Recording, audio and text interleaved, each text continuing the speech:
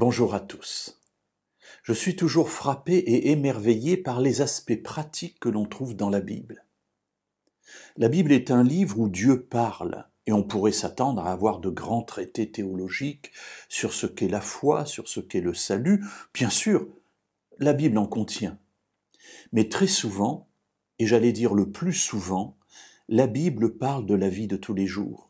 Elle raconte l'histoire d'hommes et de femmes comme nous, et même d'enfants.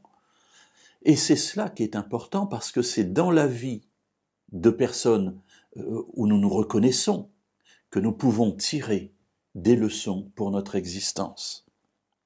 Alors voilà qu'à un moment, l'auteur des livres des Proverbes dira au chapitre 3 et au verset 27, « Ne refuse pas un bienfait à ceux qui y ont droit quand tu as le pouvoir de l'accorder. » Et je me dis, mais dans le monde dans lequel nous vivons, cette parole aurait une telle force, une telle importance.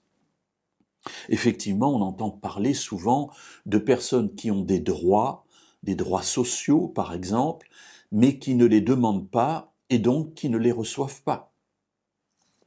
Et il y a une loi qui est en préparation pour que cela devienne automatique, c'est-à-dire j'ai droit à quelque chose, je le reçois, je n'ai pas besoin de le demander puisque j'y ai droit. Et là, ici, il est dit « Ne refuse pas un bienfait à ceux qui y ont droit quand toi tu as le pouvoir de l'accorder. » Et cela m'implique dans cette réflexion.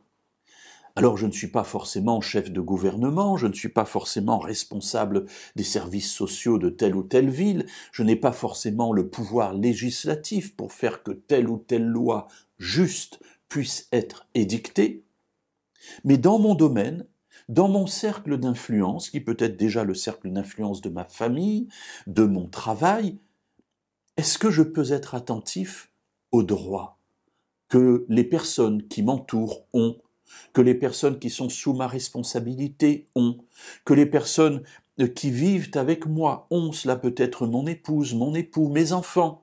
Voilà, il y a des droits, qu'est-ce que je fais pour que ces personnes qui ont ces droits puissent les recevoir quand j'ai moi le pouvoir de le leur accorder.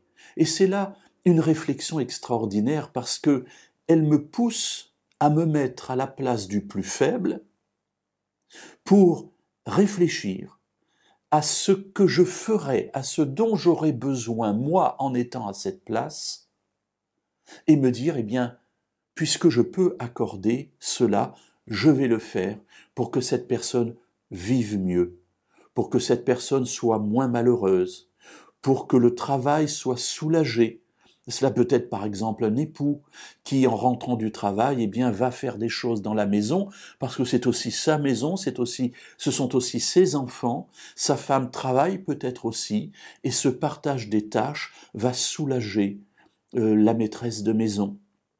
Et on peut ainsi trouver un certain nombre d'occasions où nous pouvons accorder à ceux qui nous entourent ce à quoi ils ont droit simplement parce que nous avons les moyens, la capacité ou l'autorité de le leur accorder.